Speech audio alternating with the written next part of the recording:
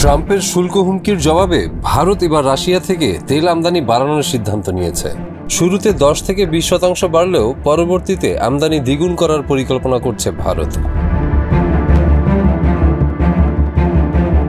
যুক্তরাষ্ট্রের চাপ ও বাড়তি শুল্ক আরোপ সত্ত্বেও রাশিয়া থেকে তেল আমদানি বাড়াতে চলেছে ভারত। আগামী সেপ্টেম্বর থেকেই দেশটির পরিশোধনকারীরা দৈনিক আরও 1.5 থেকে 3 লাখ ব্যারেল রুশ অপরিশোধিত তেল আমদানি করতে পারে বলে জানিয়েছে সংশ্লিষ্ট ব্যবসায়ীরা। শুরুর দিকে আমদানির পরিমাণ 10 থেকে 20% পর্যন্ত বাড়তে পারে। রাশিয়ার জ্বালানি তেলের সবচেয়ে বড় ক্রেতা বর্তমানে ভারত। দেশটির মোট অপরিশোধিত তেলের প্রায় 40% আসে রাশিয়া থেকে। সস্তা দামে তেল কেনার সুযোগ কাজে লাগিয়ে ভারত নিজস্ব চাহিদা মেটানোর পাশাপাশি পরিশোধিত তেল রপ্তানিও বাড়িয়েছে। 2022 সালে ইউক্রেনে যুদ্ধ শুরুর পর পশ্চিমা নিষেধাজ্ঞার মুখে পড়ে রাশিয়া। এতে তাদের জ্বালানি তেলের আন্তর্জাতিক বাজারে সরবরাহ ব্যাহত হয়। এমন প্রেক্ষাপটে ভারত রাশিয়ার তেলের অন্যতম ক্রেতা হয়ে ওঠে।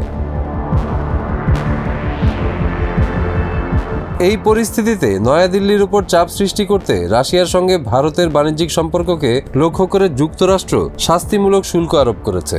গত 27 আগস্ট থেকে নতুন এ শুল্ক কার্যকর হয়েছে, যার হার দাঁড়িয়েছে 50%।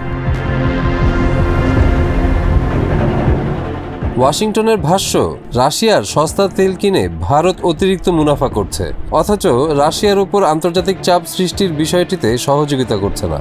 তবে ভারতের পাল্টা বক্তব্য হলো, যুক্তরাষ্ট্র ও ইউরোপীয় ইউনিয়নের দেশগুলো নিজেরাও এখনো রাশিয়া থেকে পণ্য কিনছে, তাই ভারতের বিরুদ্ধে দ্বিমুখী আচরণ করা হচ্ছে। ভারত সরকারের পক্ষ থেকে জানানো হয়েছে, তারা আলোচনার মাধ্যমে এ সমস্যার সমাধান চায়। শুল্ক ইস্যুতে আলোচনা চলছে বলেও দাবি করেছেন নীতি নির্ধারকরা। এদিকে প্রধানমন্ত্রী নরেন্দ্র মোদী সম্প্রতি রাশিয়ার প্রেসিডেন্ট ভ্লাদিমির পুতিনের সঙ্গে বৈঠক করেছেন। এছাড়া বেশ কয়েকটি আন্তর্জাতিক সম্মেলনেও অংশ নিচ্ছেন তিনি।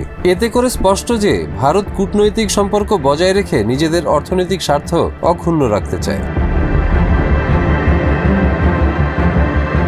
বিশ্লেষকরা বলছেন, ভারতের এই অবস্থান এমন এক ভারসাম্যের খেলা, যেখানে একদিকে রয়েছে যুক্তরাষ্ট্রের সঙ্গে কৌশলগত সম্পর্ক, অন্যদিকে রয়েছে জ্বালানি নির্ভর অর্থনৈতিক বাস্তবতা। যুক্তরাষ্ট্রের চাপ থাকলেও ভারতের পক্ষে এখনই রুশ তেল থেকে মুখ ফিরিয়ে নেওয়া সম্ভব নয়। রাশিয়া থেকে তেল আমদানি অব্যাহত রাখার মাধ্যমে ভারত একদিকে যেমন জ্বালানির বাজারে নিজেদের নিরাপত্তা নিশ্চিত করছে, অন্যদিকে আন্তর্জাতিক রাজনীতিতে কৌশলগত ভারসাম্য বজায় রাখার চেষ্টা করছে। এমন অবস্থায় আগামীতে পরিস্থিতি কোন দিকে মোড় নেয় তা বলা মুশকিল।